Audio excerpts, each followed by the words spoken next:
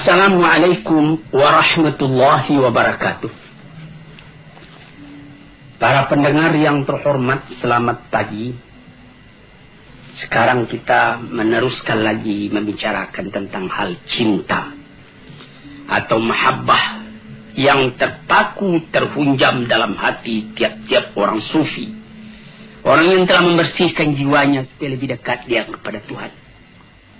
Ibaratnya, kalau kita pergi ke kaca besar yang ada di hadapan kamar kita. Kalau kaca itu kotor atau berkabut, hendaklah dibersihkan lebih dulu kotorannya itu atau kabutnya itu. Sehingga jernih. Apabila telah jernih, jelas muka kita kelihatan di dalamnya.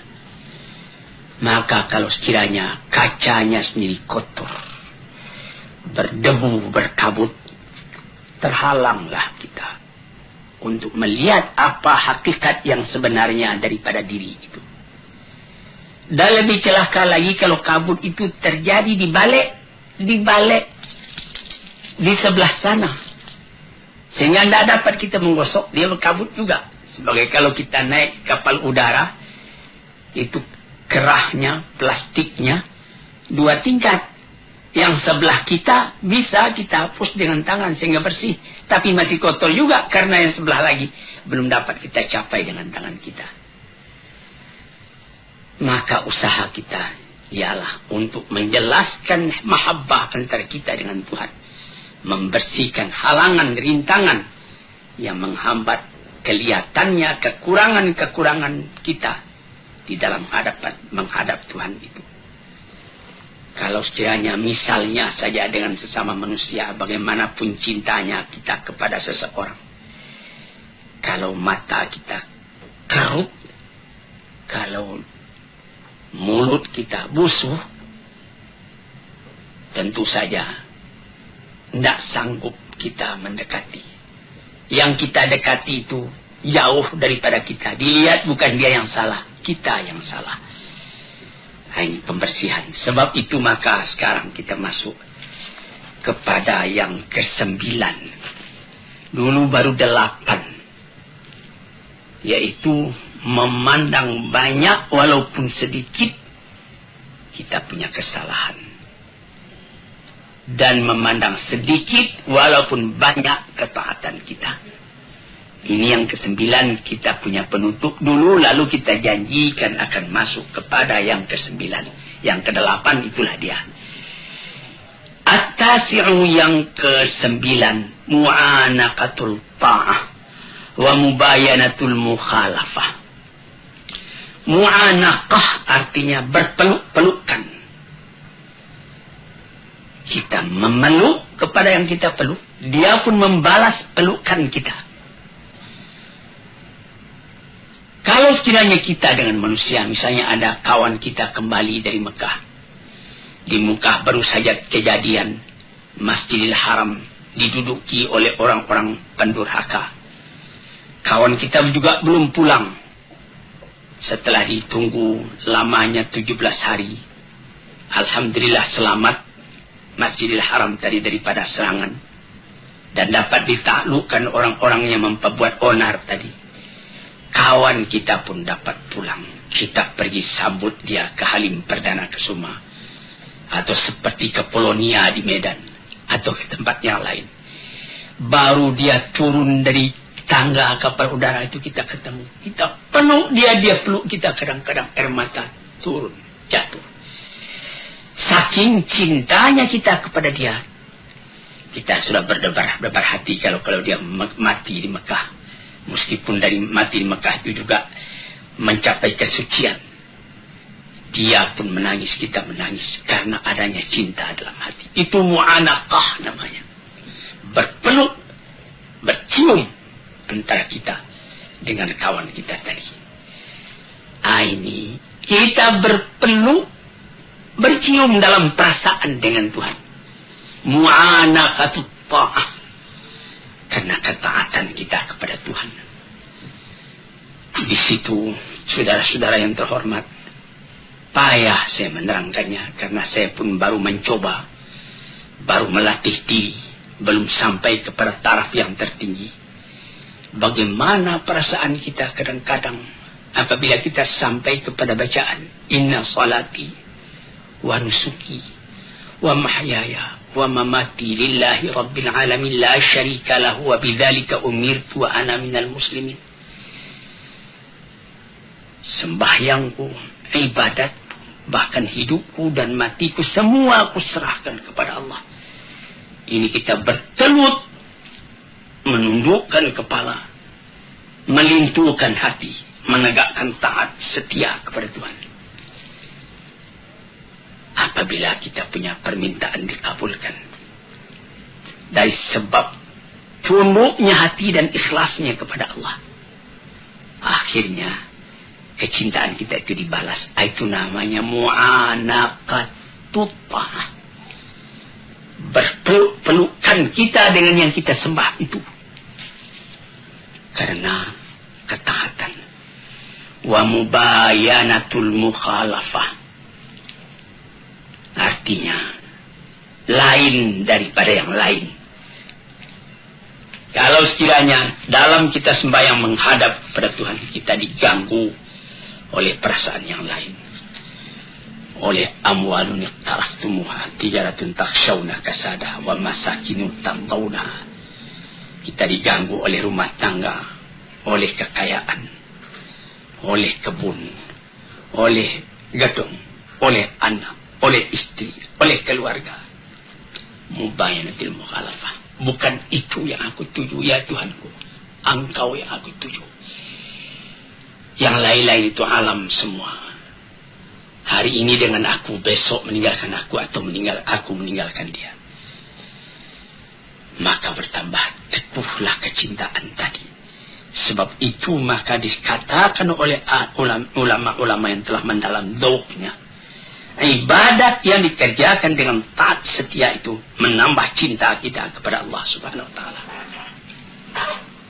Itu kita bisa uji sendiri. Misalnya datang waktu, kita sudah dengar azan di masjid, Allahu Akbar, kita siap, kita pergi ambil wudu, kita sembahyang di awal waktunya, kita kerjakan dengan tertib. Wah, bukan main. Itu mu'anaqatut ta'ah namanya. Tapi kalau kita sudah mulai melalaikan, pukul 12 tengah hari masuk waktu zuhur, pukul 2:30 baru kita kerjakan zuhur tadi. Nampak bahwa kita cinta kepada Tuhan itu kendor. Nah, di sini tuan-tuan yang terhormat, yang ke-9. Jadi perkataan ini adalah dari seorang sufi, Sahal bin Abdullah At-Tusturi namanya. Yang ke-10, dukhulu sifatil mahbubi alal badali min sifatil muhib.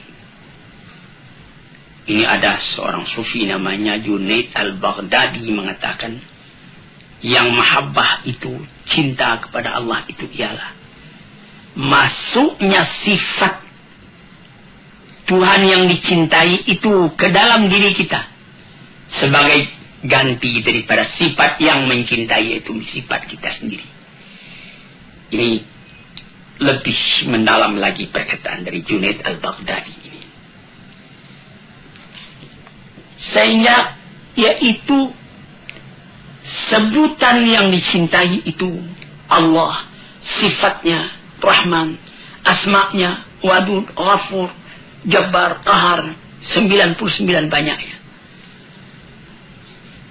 Sama sekali memenuhi kepada hati orang yang mencintai. Sehingga tidak teringat lagi yang lain melainkan dia. Kita mengenal kepada orangnya karena tahu akan sifatnya. Bertambah kita melihat akan sifat Allah di dalam alam. Bertambah kita tidak ingat lagi kepada alam, tapi kita ingat kepada Allah. Sehingga pernah dikatakan oleh Sufi, ketika Abu Yazid Bustami pergi tawaf, dan ketika dia pulang ditanyai oleh muridnya, apa yang Tuan rasakan? Mula saya masuk, saya lihat Ka'bah.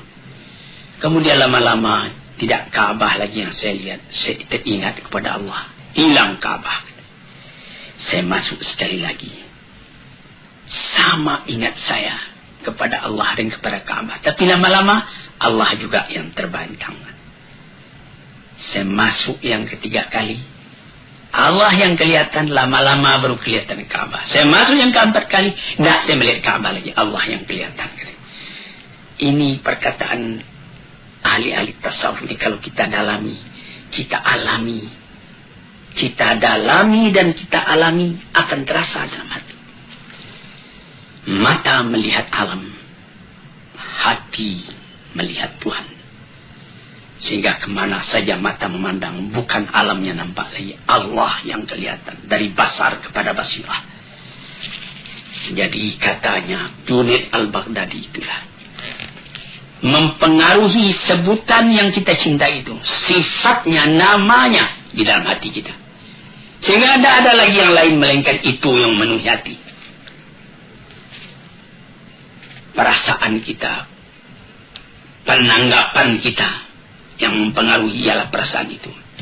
Sehingga segala perasaan, segala penanggapan bertukar sama sekali. Menghadapkan Tuhan. Nah, dengan demikian itu bertambah lama, karena latihan itu bertambah, bergantilah sifat kita yang tercela kepada sifat Tuhan yang terpuji, yang tercinta. Sehingga sesuailah sifat kita dengan sifat Allah ala taqatil basyariyah, atas kesanggupannya seorang manusia. Yang kedua belas, antahibal kulla kaliman ahbabta fala yabqa laka minka syai'un. Engkau berikan keseluruhannya kepada yang engkau cintai. Ini adalah keinsafan belaka. Karena kalau kita fikirkan, tidak ada yang kita punya di dalam alam ini sama sekali kepunyaan Tuhan. Walaupun songkok yang kita pakai, baju yang kita pakai, celana, sepatu, arloji dan lain-lain yang lekat di badan kita ini, tambah kita dalami, ini sama sekali cuma pinjaman. Dengan takdir dan dengan izin Allah subhanahu wa ta'ala, saya bikinlah gubuk-gubuk saya di Kebayoran Baru. Dari Perintah nomor 3, Perintah 3 nomor 1. Beberapa tahun yang lalu, kira-kira 20 tahun yang lalu, ada kawan bertanya, ini rumah Buya ini, rumah Tuan ini, rumah Bapak ini. Saya bilang, bukan. Ini rumah Tuhan, dipinjamkannya kepada saya selama saya masih hidup. Atau barangkali juga masih saya hidup sudah tidak saya yang punya lagi. Mengangguk kawan tadi, lalu saya tuliskan, hadza min fadli Rabbi, ini rumah adalah kurnia Tuhanku. Liyabluwani ashkuru am ashkur, untuk menguji aku, syukurkah aku kepada Allah, am akfur, atau aku melupakan jasa Allah kepada aku. Jadi kufur namanya. Rumah tangga, sawah berjenjang, bandar buatan, mobil dan lain-lain sebagainya, itu pinjaman semua. Jangankan itu, nyawa kita sendiri pun pada hakikatnya bukan kita yang punya. Kenapa begitu? Yang kita punya kan kita menguasainya. Apakah Tuhan berkuasa atas nyawa Tuhan? Apabila maut datang, la yasta'khiruna sa'atan wa la yastaqdimun. Perintah Allah datang, Tuhan dipanggil ke hadratnya, satu saat tak boleh terkemudian, satu saat tak boleh terdahulu. Bukan atas kehendak kita, tapi atas kehendak Tuhan. Nah, jadi dengan jalan seperti itu, kita pun insaflah. Karena memang tidak kita yang punya. Berikan semua kepada Tuhan. Tidak ada di tangan engkau suatu juga lagi, melainkan pinjaman dari Tuhan. Inilah perkataan dari Abu Abdullah Al-Qurashi, seorang sufi lagi. Demikianlah kata beliau, tujuan cinta dan hukumnya. Berikan iradat engkau, kemauan engkau, kehendak engkau, perbuatan engkau, harta engkau, waktu engkau kepada Allah. kepada yang engkau cintai. Engkau jadikan semuanya itu terikat di dalam ridha Allah dan kecintaan Allah. Tidak ada engkau mengambil untuk diri engkau sendiri kecuali apa yang diberikan oleh Allah. Dengan keinsafan, ini pinjaman. Fata'khudahu ma minhu lahu. Engkau boleh ambil itu semua dengan tidak engkau lupakan bahwa ini cuma pinjaman. Yang ke-12, antamhu minal qalbi ma siwal mahbub. Ini perkataan Shibli. Tadi itu ada perkataan dari Abdullah Al-Tusturi, Sahal bin Abdullah Al-Tusturi. Ada perkataan Junaid Al-Baghdadi. Ada perkataan Abdullah Al-Qurashi. Sekarang perkataan Shibli. Apa kata beliau? Antamhuwa minal qalbi ma siwal mahbub. Hapuskan dari hati selain dari yang kita cintai. Jadi la ilaha illallah dilanjutkan lagi. Apa lanjutnya? La mawjud illallah. Tapi di sini juga lebih mendalam ini. Kalau tidak hati-hati nanti kita bisa jadi wahdatul wujud. Tapi jangan mesti sampaikan. Yaitu tidak ada yang ada ini kecuali Allah punya. Aku sendiri pun dia yang punya. Kalau kita punya cinta sejati kepada Allah mau didudukkan, inilah kesempurnaannya, kata Shibli. Selama dalam hati ada sisa lagi tempat buat yang lain, cinta itu sudah meragukan. Ini yang ke-12. Yang ke-13, iqamatul itabi ala dawam. Tegakkan penyesalan selalu. Tegakkan penyesalan selalu. Apa maksudnya? Allah tazala atiban ala nafsika fi marbatil mahbub.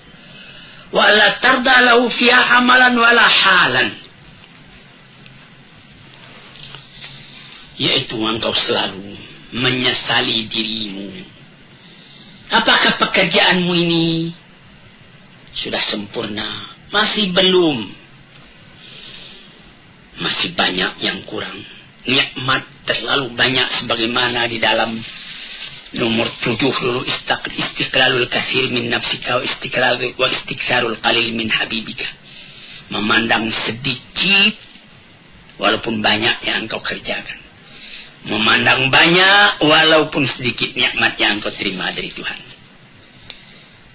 Tuan-tuan yang terhormat, kalau Tuan pelajari, Tuan renungkan pengajian tasawuf ini, barangkali banyak kesulitan dalam rumah tangga yang dapat Tuan obat sendiri. Saya hampir tiap petang orang datang ke rumah saya, mengadakan konsultasi, menanyakan keadaannya, menyebut kesusahannya dan lain-lain sebagainya. Ada yang mengatakan, saya sudah menjalankan fatwa Bapak. Saya sudah tahajud kalau malam. Kalau siangnya saya sudah sembahyang duha sampai 8 rakaat. Saya sudah mengerjakan sembahyang tobat hampir saban hari. Saya sudah mengerjakan sembahyang tasbih dan lain sebagainya. Apakah itu sudah sempurna? Nah, disinilah kajian ke-13. Selalu tanyai diri. Karena menurut yang saya terima dari guru saya, ayah saya, Syekh Abdul Karim Amnullah, beliau mengatakan dalam riwayat yang beliau baca, Sayyidina Abu Bakar Siddiq itu badannya kurus, matanya cekung, perutnya kempis. Lalu ditanyai orang, inilah yang beliau anukan. Selalu menyelidiki diri, menyesali diri masih kekurangan. belum tercapai apa yang dikehendaki oleh Tuhan yang dicintai. Pandang diri ini kecil. Orang yang semacam engkau kecilnya akan mempertalikan cinta dengan Tuhan yang maha besar, maha agung. Siapa engkau, wahai? Tiliklah diri, apakah sudah sampai taraf iman kita, taraf amal kita, ibadat kita kepada yang patut. Sampai Nabi kita sallallahu alaihi wasallam sendiri, saban malam beliau tahajud. Siti Aisyah juga tahajud. Habis tahajud beliau sudah tidur kembali istirahat. Nabi masih saja tahajud. Hatta tawarramat qadamahu, sampai pegal dia punya kaki keduanya. Siti Aisyah bertanya, mengapa sebanyak itu Tuhan sembahyang? Padahal Tuhan punya dosa kan sudah diampuni. Apa jawab beliau? Alam akun abdan syakura. Apakah tidak pantas kalau aku bersyukur kepada Tuhan, katanya. Dan pun Nabi mengatakan, orang yang beriman itu memandang dosanya sebagaimana dia duduk di bawah bukit, takut jatuh bukit itu kepada dirinya. Tidak ada dosa yang kecil, semua dosa dianggapnya besar. Yang di dalam kata modern tabkitul bangis, atau tolakkan hati atas perbuatan sendiri yang salah. Sekian 24 jam sehari semalam disediakan buat beribadat kepada Tuhan. Tidaklah cukup kita memenuhi yang 24 jam itu dengan ibadat. Melainkan kelalaian juga yang ada. Kita sembahyang, tapi kita berjalan lagi, kita bekerja lagi. Memang Tuhan juga yang menyuruhkan. Tapi berapakah lamanya kita ingat kepada Tuhan? Nah, inilah yang nomor 13. Yang ke-14.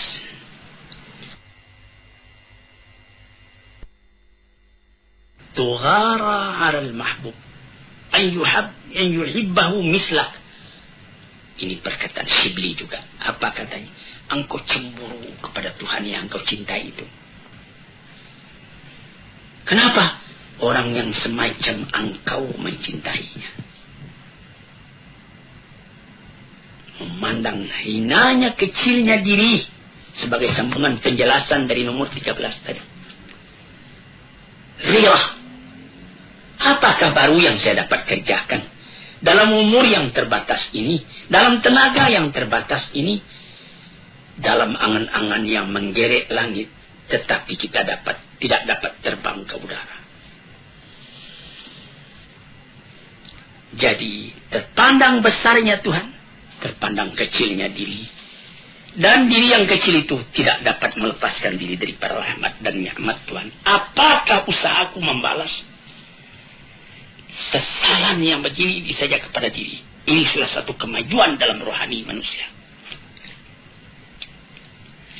Sekian dulu, nanti lain hari kita sambung lagi. Assalamualaikum warahmatullahi wabarakatuh.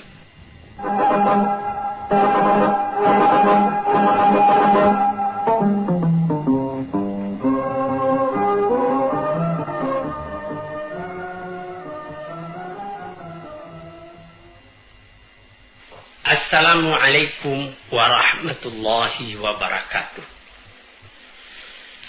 Para pendengar, peminat kuliah subuh yang saya cintai dan saya hormati, saya ucapkan selamat pagi dan selamat mengerjakan ibadat sembahyang subuh.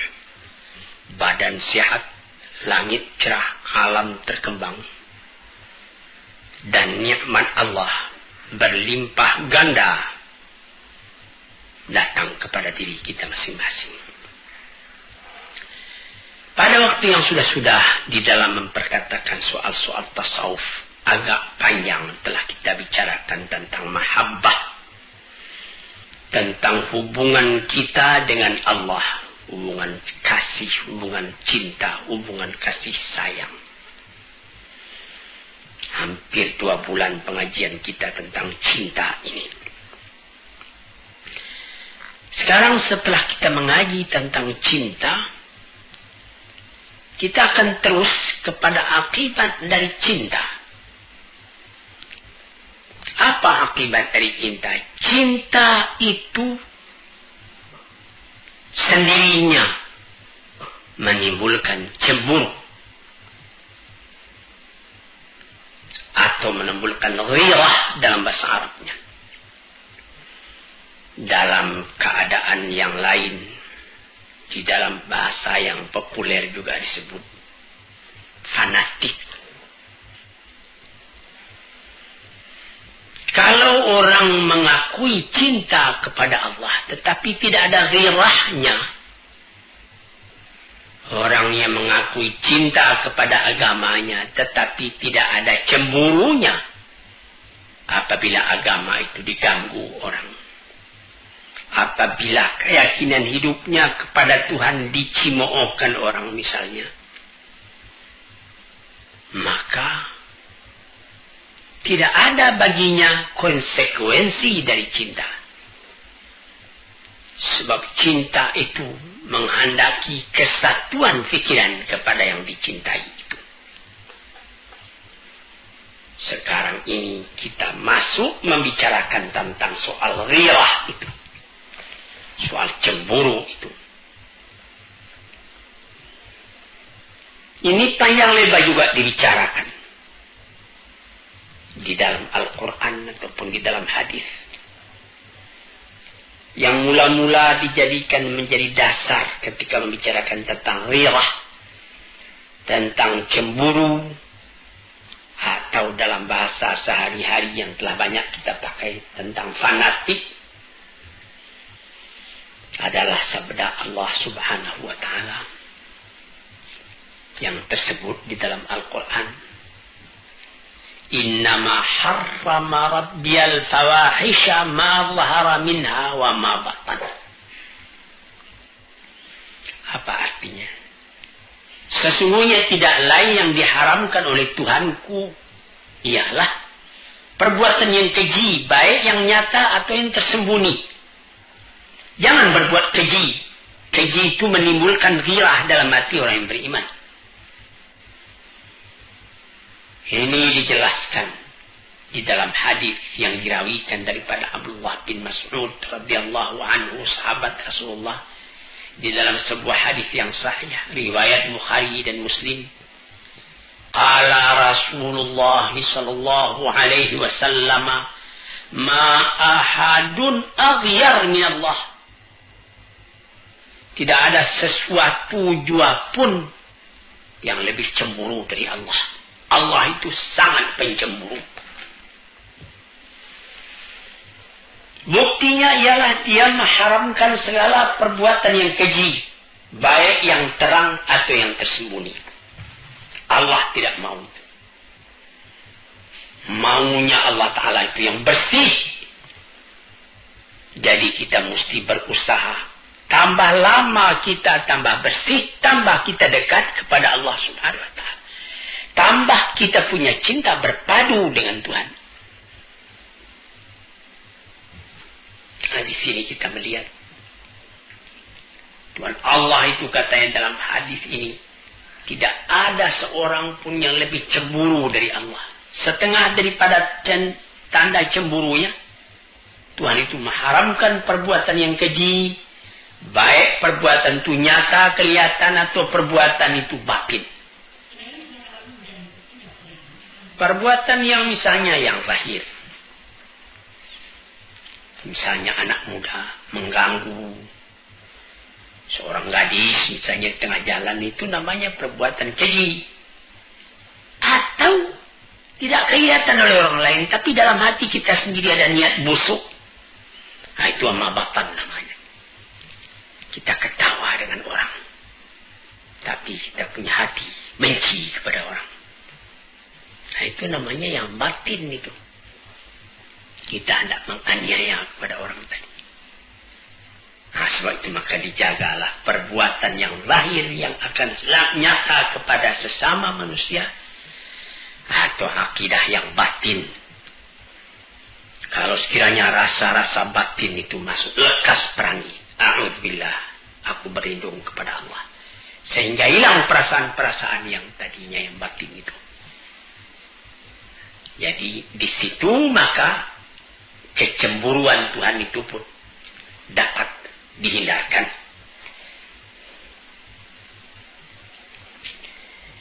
Lantas kemudian sambungan hadis, wa ma ahadun habba ilahi madah min Allah. Wa min ajli dzalika asna ala nafsihi. Tidak ada seorang pun yang lebih suka akan pujian melainkan Allah. Sehingga beliau sendiri pun asna ala nafsihi, memuji kepada dirinya. Jadi bagi Allah bukanlah namanya tawadhu', merendahkan diri kalau dia dikatakan Allahu la ilaha illa ana. Saya yang Tuhan, tidak ada Tuhan yang lain. Itu bukan kesombongan. Tapi itu adalah daripada alamat kecintaannya Tuhan kepada pujian atas perbuatan Tuhan itu. Dan memang tidak namanya mengambil muka. Kalau kita lihat keindahan alam lalu Tuhan kita puji. Alhamdulillah, segala puji bagi Allah Rabbul Alamin. Rabbil Alamin, Tuhan dari seluruh alam ini. Maka Allah pun memuji kepada dirinya. Kemudian itu ma ahadun ahabba ilayhi al-'uzr min Allah. Dan tidak ada seorang pun yang lebih disukai daripada orang yang merasakan kekurangan pada dirinya, mengakui kekurangan itu. Tuhan Allah tahu kekurangan kita itu, kelalaian kita itu, tidak tahu jalan. Maka dibuktikan oleh Tuhan hal itu dengan mengirim rasul-rasul. Dikirimnya lah rasul-rasul sejak dari Nabi Adam atau Nabi Nuh sampai kepada Nabi Muhammad sallallahu alaihi wasallam, menunjuki kepada manusia jalan yang harus ditempuh di dalam kehidupan dunia ini. Jadi di dalam hadis yang sahih yang lain yang dirawikan oleh Abi Salmah dari Abi Hurairah radhiyallahu anhu, Rasulullah pun pernah mengatakan, innallaha yaghar wa innal mu'mina yaghar wa ghairatullah an ya'til 'abdu mahram 'alaihi. Tuhan Allah itu menurut hadis yang sahih ini pencemburu. Orang mukmin pun pencemburu sebagai cemburunya Allah itu. Maka ghirahnya Allah itu yaitu yang akan menimbulkan cemburunya Tuhan kalau ada hambanya yang sengaja berbuat barang yang dilarang oleh Allah. Itu Allah tidak suka. Dia cemburu keadaan demikian itu. Mengapa demikian? Nah kalau tidak ada cemburunya itu tanda tidak ada cinta. Kita bawa saja misalnya kepada misal yang lahir dalam kehidupan kita sendiri. Kita mengatakan cinta kepada istri. Cinta sejati kepada istri. Tulus ikhlas sehidup semati. Lalu tentu kita tidak senang kalau ada orang lain yang pergi mengganggu istri kita itu. Kita cemburu. Lalu ada orang dibiarkannya saja istrinya bermain-main bersanda gurau dengan laki-laki lain. Nah itu orang dikeragui cintanya. Tandanya cintanya itu tidak bulat. Atau barangkali orang itu dayus. Tidak ada lagi rasa cemburu dalam hatinya. Ini orang-orang celaka. Sebagaimana pepatah orang Arab. Fatana likulli musibatin fi dinihi wa idza yusabu. Fatina likulli musibatin fi malihi wa idza yusabu bidinihi lam yash'ur. sangat halus perasaannya. Dia merasa cemburu kalau akan terganggu harta bendanya. Tetapi kalau agamanya yang tersinggung, dia tidak merasa. Ini orang juga sudah orang sakit, tidak ada kecemburuan sejati dalam dirinya. Jadi cemburu ini mesti ada. Kita sebagai umat yang beragama mesti ada cemburu. Karena dari sebab cinta kita kepada agama tadi. Misalnya ada orang injak-injaknya Quran, lalu kita ketawa saja. Tandanya kita tidak beres. Tandanya kita tidak menghargai Al-Quran. Demikianlah seterusnya. Jadi cinta itu adalah akibat, cemburu itu adalah akibat dari cinta.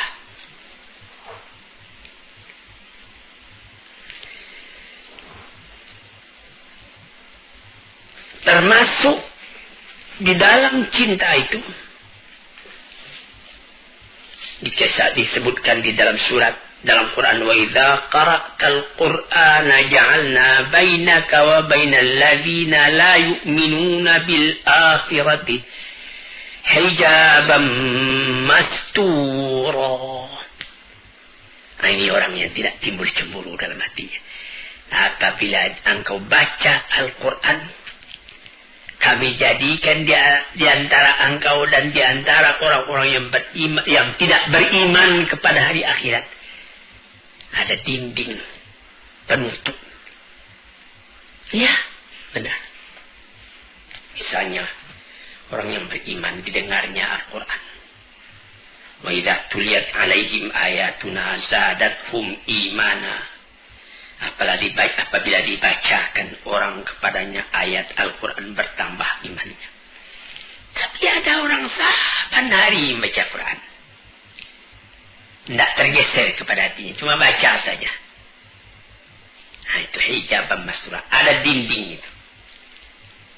Yang apatah lagi orang yang memang tidak senang mendengarkan Quran. Ka'anna fi idunaihi waqra, seakan-akan dia menaruhkan penyumbah pada telinganya, tidak mau mendengarkan. Nah, ini orang hijaban mastura, tertutup telinganya.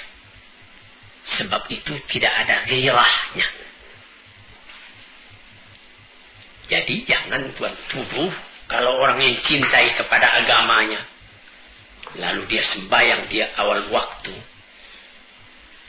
atau dia dalam perjalanan, hari sudah sore, waktu asar sudah hampir habis. Sebagaimana saya baca di dalam satu surat kabar, beberapa orang pengembara di London,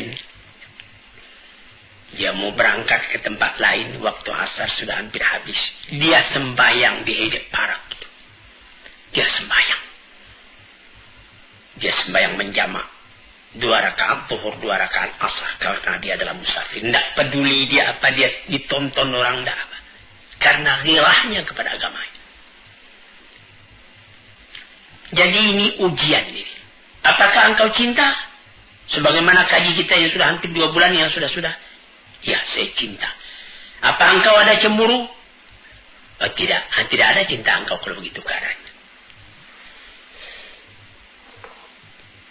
Hadirin, para pendengar yang saya hormati, sebab itu dikatakan oleh Suri As-Sakti kepada kawan-kawannya, mengapa ada orang yang terhijab tidak masuk Quran kepada hatinya? Tidak ada ghirah. Karena orang-orang yang kafir tidak ahli buat memahamkan kalamullah. Tidak ahli buat mengetahui ma'rifat kepada Allah, buat tauhid kepada Allah, buat cinta kepada Allah. So itu diantaranya dan diantara Rasulnya, diantara kalam Tuhan, diantara tauhid, ma'rifat, semua itu terdinding bagi mereka.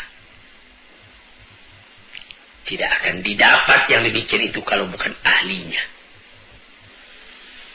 Oleh sebab itu maka dikatakanlah bahwa al-ghiratu manzilatun syarifatun 'azimatun jiddan.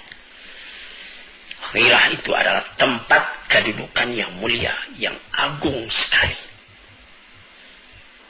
Jalilatul miqdar, sangat tinggi nilainya.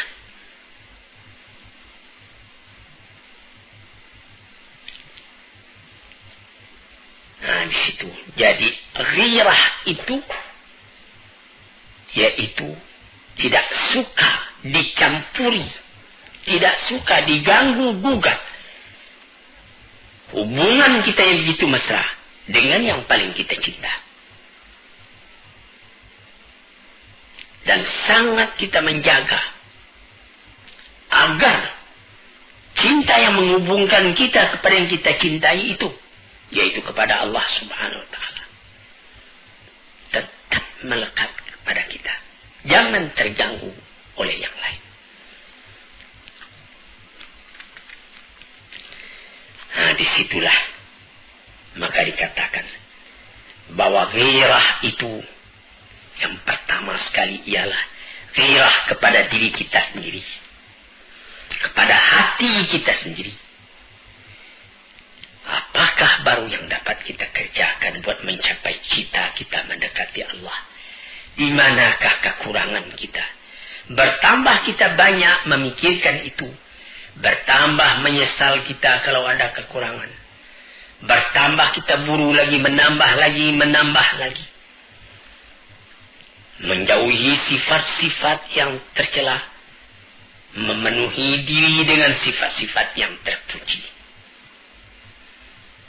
Itulah ghirah yang menjadi keistimewaan dari jiwa yang suci, yang bersih, yang tinggi.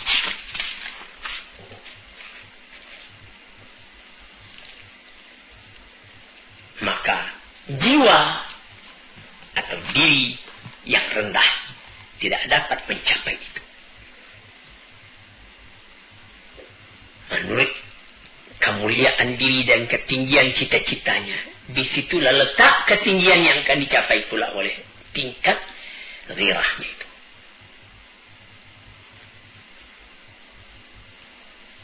Dibagi pula oleh ahli-ahli tasawuf ghirah itu.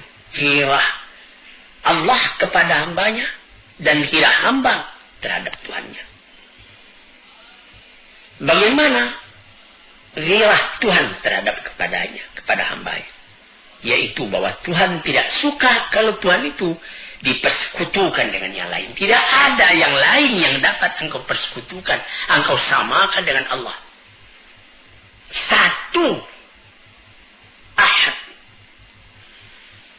Sehingga Bilal bin Rabah, ketika dia sudah dijemur di cahaya matahari, dihimpit badannya dengan batu, cuma tunjuknya saja yang bergerak, cuma tinggal tunjuk. Ahad, Allah satu, Allah satu. Nah, itulah. Di dalam badan menderita, hati senang karena teguhnya yang ghirah kepada keinginan. Hadirin, nah bagaimana pula ghirahnya Tuhan kepada hamba, kepada Tuhannya? Ghirah kepada dirinya dan ghirah kepada orang lain. Adapun ghirah kepada Tuhannya, tidak dia jadikan amalnya, perkataannya, ahwalnya, waktunya, nafasnya selain untuk Tuhan. Dan kalau ada orang lain yang mengganggu hubungan dengan Tuhan itu, timbul marahnya. Dan dia tidak mau kalau haknya dengan Tuhan itu dipandang enteng oleh orang yang memandang enteng. Hadirin yang terhormat, kita habisi hingga itu dulu. Agak 2-3 kali lagi kita bicarakan pula tentang hal ghirah itu. Ghirah akibat daripada mahabbah. Assalamualaikum warahmatullahi wabarakatuh.